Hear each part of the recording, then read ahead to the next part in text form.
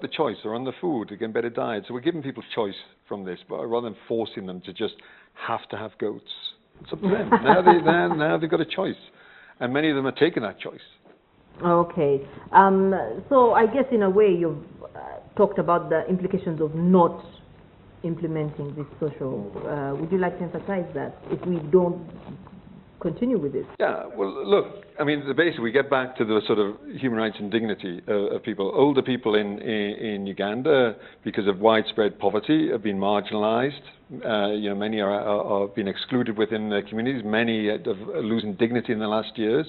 You don't do that, you're not going to be able to guarantee every older person in Uganda has a dignified life in old age. People will continue, that's what they're going to look forward to. And it's not about old people, it's about people in their 30s, 40s, 50s, knowing that when they get to that age, they're going to have a difficult time, they're going to be excluded. That's what we can guarantee, is a good life for every Ugandan in their last years, a decent, dignified life. That's the important thing. And then there's all these other benefits that we can get out of that. But we don't want to have a country where everybody fears getting old because of what's going to happen to them. Let's change that. Let's get rid of that fear and let's give everybody a dignified life. Or what about for people who are saying, why should the government come in? Why shouldn't people work, save enough money for themselves, and it should take them through? People don't have the money to save here. I mean, how many people really can enter into it's great if you can do that in a contributory pension system, if you could do that, but people don't have enough money. People do not, in their working lives, have enough money to save for the future, because don't even have enough to take care of their children, to get them through lives, to take care of risks. We look at sort of poverty rates, but in Uganda, but we look at people, how many people have even $2 a day or $3 a day? Virtually nobody has that amount of money in Uganda. If you don't have that amount of money, you can't save for old age. So what you're doing is the government said, but let's not think it's the government stepping in, right? This is taxation from the citizens of Uganda, which is given to the government, which is then redistributed back to the citizens of Uganda. People themselves have paid for this program through their lives, they're paying VAT and other taxes and other things through their lives. They're getting it back from them. It's not from the government. Government is only the custodian of the wealth of the citizens of Uganda. So the citizens of Uganda are paying the citizens of Uganda to have a dignified life in old age. That's how we need to see it. We shouldn't see that the government's doing it as a gift. But also, just to add that, in the case of Uganda, like we said earlier, only 7% of the population has access to pension. And those 7% are actually people who had opportunity to work in the formal sector. If you're employed in government, in the companies like yourselves, you have access to pension. But 93% of the population, these are people who work as farmers, as, doing informal kind of things that have no pension. And this is really where the government is coming in. As we speak, actually, the government recently launched the social protection policy. And the social protection policy is meant to address pensions across the board. For those who are working, streamline their pensions. For those who are not in the formal sector, develop some products that can target those kind of people.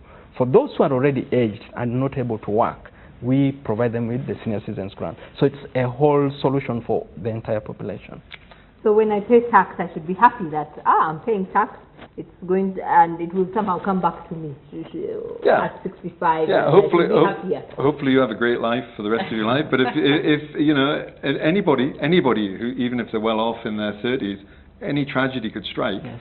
They could be thrown into poverty. This will still guarantee you from 65, the last years of life, that you'll have at least something to live on. Hopefully, this can be increased, as I say, the amount in years once we've established the principle and the benefits of it. But also I say, this is not an unusual thing.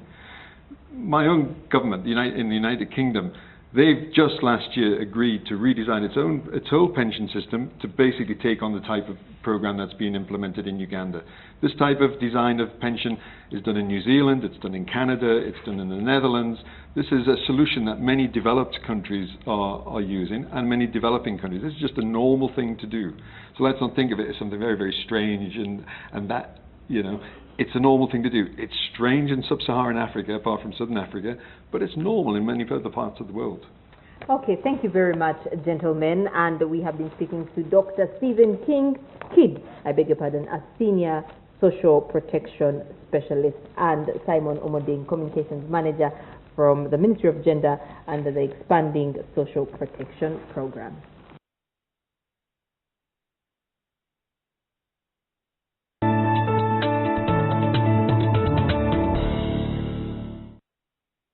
Start time. Owagabiwo mu digital team. For more information, call 117-117-700. Start time. Affordable digital television.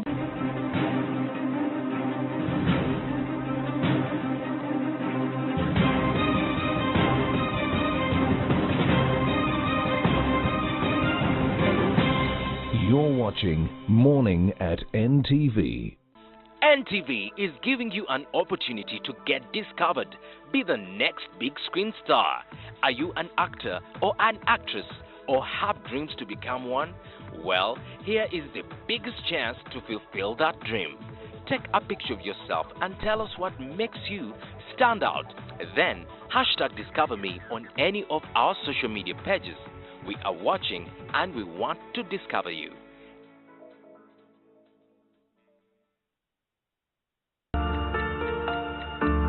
This is you. Your friends. Your family. Your fellow Ugandans.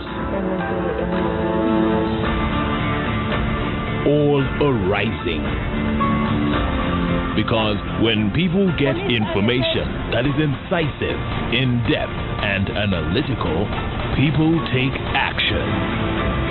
People create change. NTV News. Moving Uganda.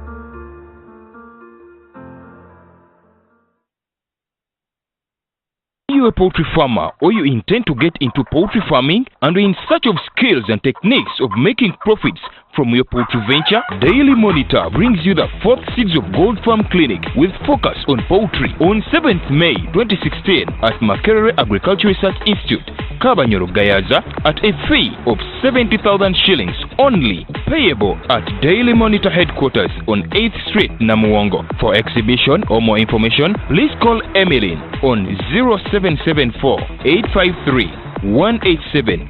Seeds of Gold in partnership with Agricultural Business Initiative, sponsored by UAP Insurance. Brave woman. I'm leaving.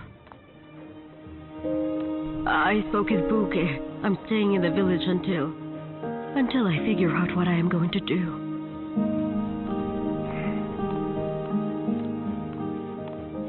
Let me open this. Give me your hand. Rosangela.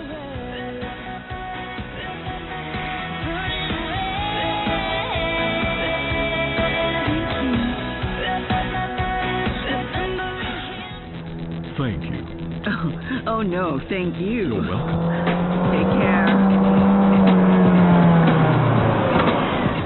Get in the car now! Who are you? Hey, what Get in, I said! What did you do to me? Mr. Salton! Oh no, what just happened? Mr. Salton!